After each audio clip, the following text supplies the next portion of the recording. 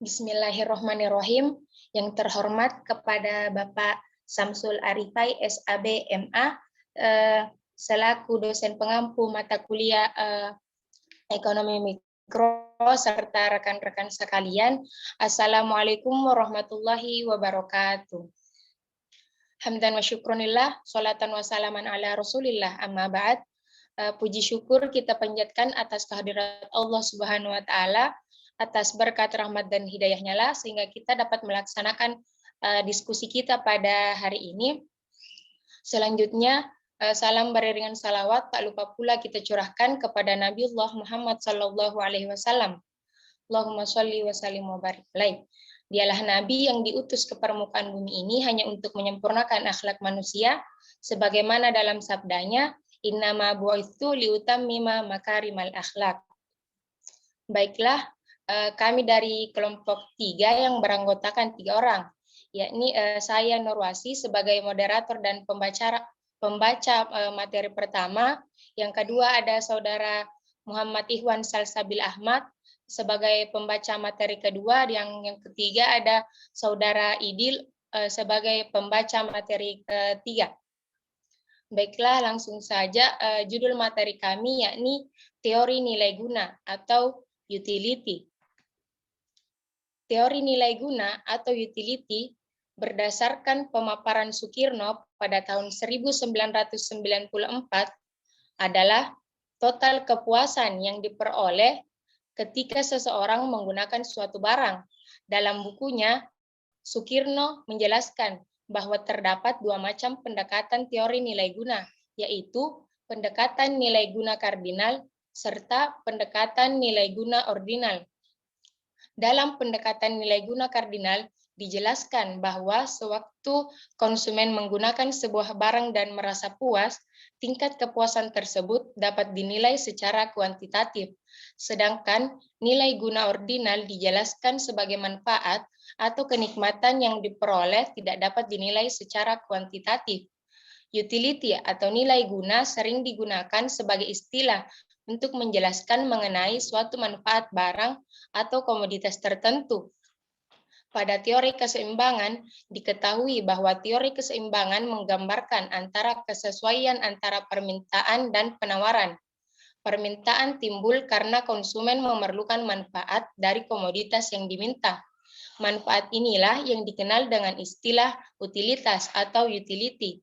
Jadi sebenarnya permintaan suatu komoditas menggambarkan permintaan akan manfaat dari komoditas tersebut, menurut Sugiarto dan kawan-kawan pada tahun 2007. Teori utility sering digunakan sebagai pendekatan dalam menjelaskan perilaku konsumen. Pokok persoalan ekonomi yang dihadapi oleh setiap orang dalam perannya sebagai konsumen membutuhkan bermacam jasa. Harus diimbang harus berpilihan dan jumlah dan dibeli harga yang harus dibayar untuk mendapatkan barang dan jasa yang dituju. Baiklah, untuk pemateri kedua saya persilahkan.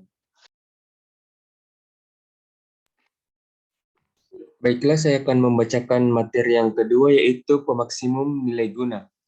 Salah satu pemisalan penting dalam teori ekonomi adalah setiap orang akan berusaha untuk memaksimumkan kepuasan yang dapat dinikmatinya.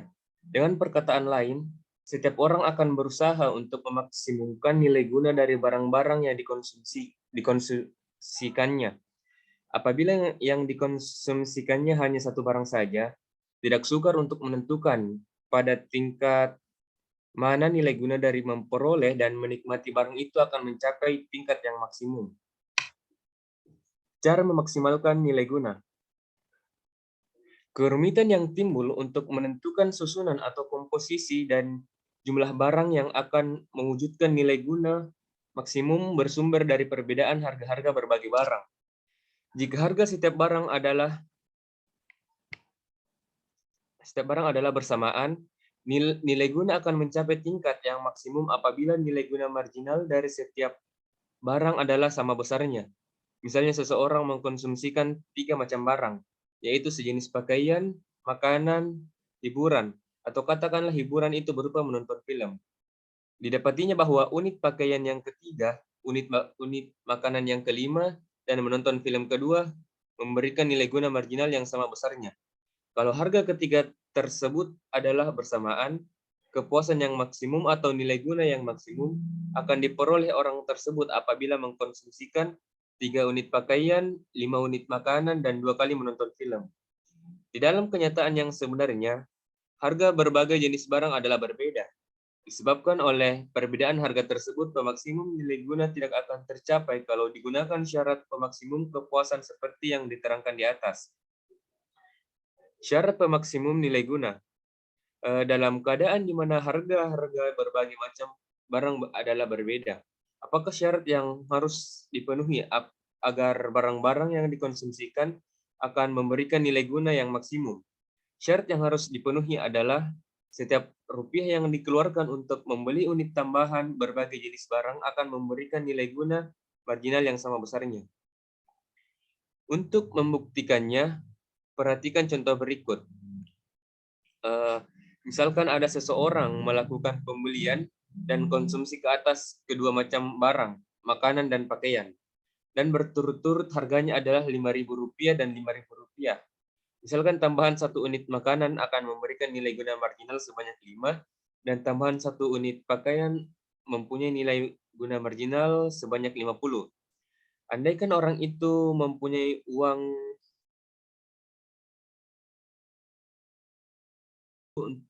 akan dibelanjakannya. Dengan uang itu, orang tersebut dapat membeli 10 unit tambahan makanan. Maka jumlah nilai guna marginal yang diperolehnya adalah 10 dikali 5, yaitu 50. Jika uang itu digunakan untuk membeli pakaian yang diperolehnya hanyalah 1 unit, dan nilai guna marginal dari 1 unit tersebut tidak perlu bersusah-susah payah untuk menentukan barang mana yang harus ditambah konsumsinya. Apapun yang dipilih akan memberikan nilai guna marginal yang sama besarnya. Berdasarkan kepada contoh di atas dapatlah dikemukakan hipotesis berikut. Yang pertama yaitu seseorang akan memaksimumkan nilai guna dari barang-barang yang dikonsumsikannya apabila perbandingan nilai guna marginal berbagai barang. Yang kedua adalah sama dengan perbandingan harga barang-barang tersebut. Keadaan seperti itu wujud dalam contoh di atas. Perbandingan harga makanan dan pakaian adalah 5.000 dibanding 50.000 atau 1:10. Dan ini adalah sama dengan perbandingan nilai guna marginal makanan dan pakaian, yaitu 5:50 atau 1:10. Yang ketiga itu seseorang akan memaksimumkan nilai guna dari barang-barang yang dikonsumsikannya apabila nilai guna marginalnya untuk setiap rupiah dapat dikeluarkan adalah sama untuk setiap barang yang dikonsumsikan. Dalam contoh yang tadi saya sebutkan yaitu nilai guna marginal atau harga 5:5.000 sama dengan 1:1000. Dan nilai guna marginal per rupiah dari tambahan pakaian adalah nilai guna marginal atau harga sama dengan 50 dibanding 5.000 atau 1:1000. Kemudian teori nilai guna dan permintaan. Dengan menggunakan teori nilai guna dapat diterangkan sebabnya kurva permintaan bersifat menurun dari kiri atas ke kanan bawah, yang menggambarkan bahwa semakin rendah harga suatu barang, semakin banyak permintaan ke atasnya.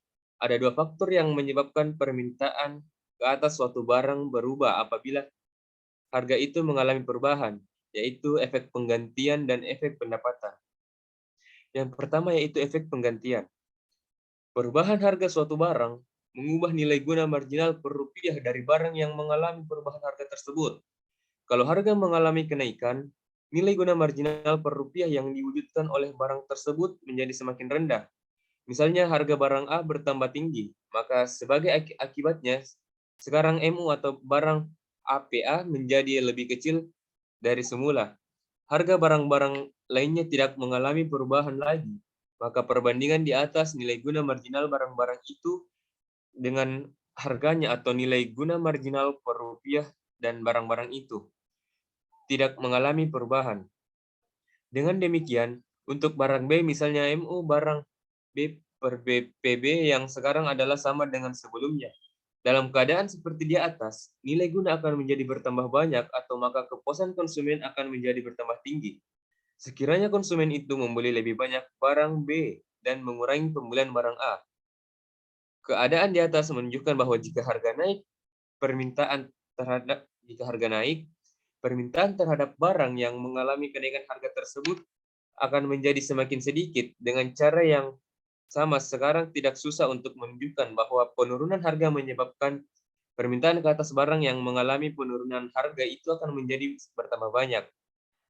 Penurunan harga menyebabkan barang itu mewujudkan nilai guna marginal per rupiah yang lebih tinggi daripada nilai guna marginal per rupiah dan barang-barang lainnya yang tak berubah harganya. Maka karena membeli barang tersebut akan memaksimumkan nilai guna permintaan ke atas, barang tersebut menjadi bertambah banyak apabila harganya bertambah rendah. Dan yang kedua yaitu efek pendapatan. Jika pendapatan tidak memiliki perubahan, maka kenaikan harga menyebabkan pendapatan real menjadi semakin sedikit.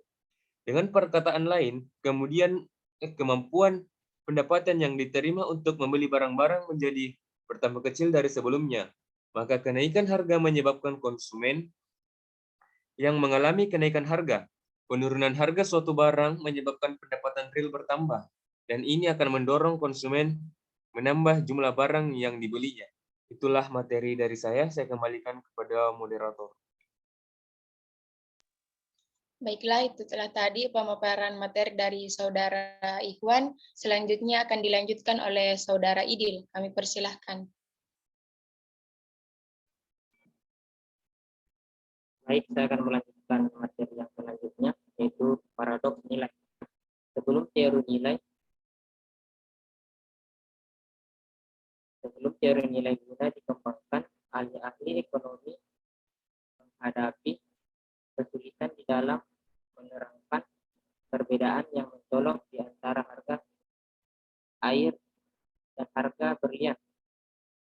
Air yang merupakan barang yang sangat berharga kepada manusia, tetapi harganya sangat murah.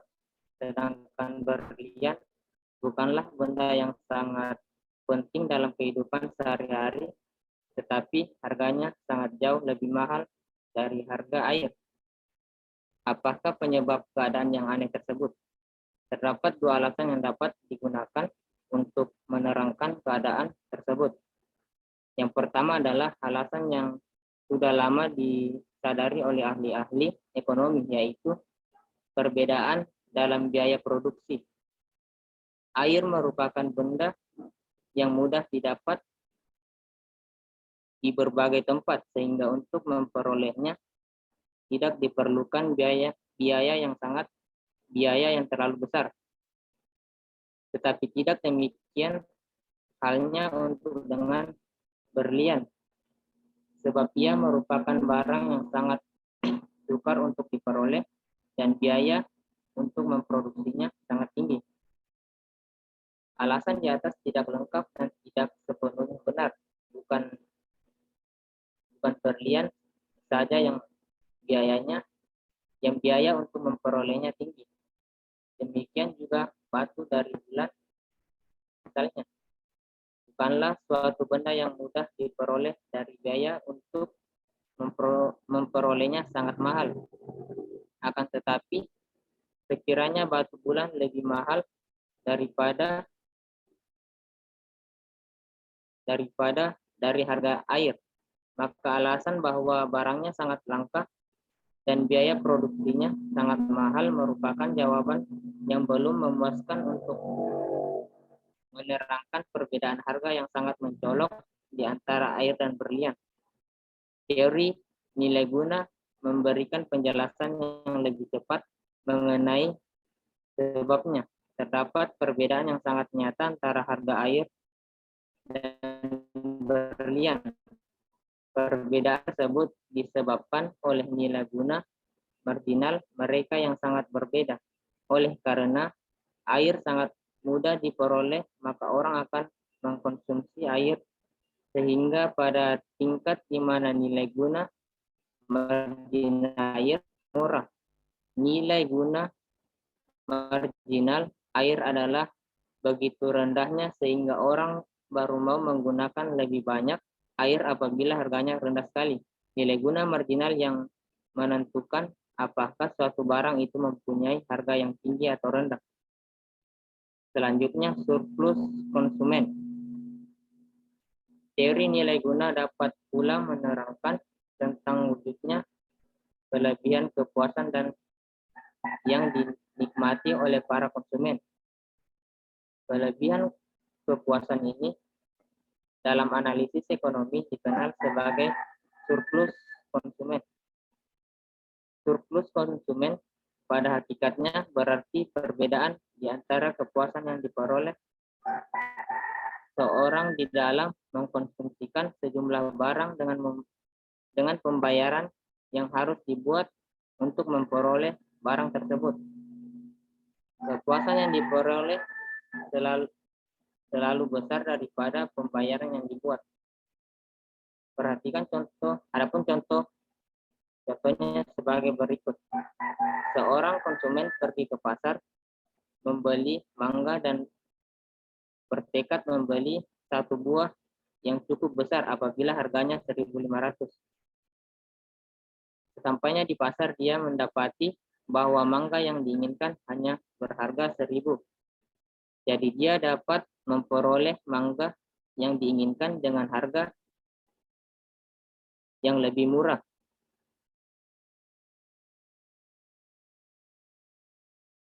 Daripada harga yang tersedia dibayarnya, namakan surplus konsumen. Surplus konsumen wujud sebagai akibat dari nilai guna marginal yang semakin sedikit. Uraian sebelum ini telah menunjukkan bahwa harga suatu barang berkaitan erat dengan nilai guna marginalnya. Misalkan pada barang ke N yang dibeli, nilai guna marginalnya sama dengan harga. Dengan demikian, oleh karena nilai guna marginal dari barang yang sebelumnya adalah lebih tinggi dari harga barang itu, dan perbedaan merupakan surplus konsumen. Dalam materi yang saya sampaikan, saya kembalikan kepada moderator. Baiklah, itulah tadi pemaparan materi dari Saudara Idil. Baiklah, kesimpulan dari materi kami yang pertama, nilai guna adalah kepuasan yang diterima seseorang dari mengkonsumsi suatu barang. Banyak sesuatu guna dibedakan kepada nilai guna total dan nilai guna marginal. Yang kedua, kerumitan yang timbul untuk menentukan susunan atau komposisi dan jumlah barang yang akan mewujudkan nilai guna maksimum bersumber dari perbedaan harga-harga berbagai barang. Jika harga setiap barang adalah bersamaan, nilai guna akan mencapai tingkat yang maksimum apabila nilai guna marginal dari setiap barang adalah sama besarnya.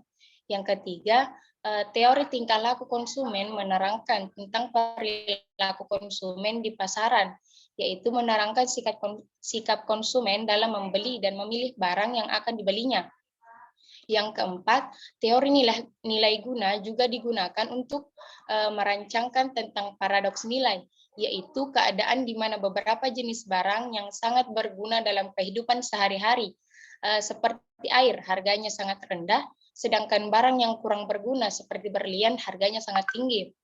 Yang kelima yaitu kepuasan seorang konsumen dari mengkonsumsi suatu barang, biasanya lebih tinggi dari pengorbanan atau pembayaran yang dibuat untuk memperoleh barang tersebut. Perbedaan di antara keduanya dinamakan surplus konsumen. Baiklah, itulah tadi pemaparan dari kelompok kami. Mohon maaf bila terjadi banyak kesalahan dan kekeliruan. Akhirul kalam, wassalamualaikum warahmatullahi wabarakatuh.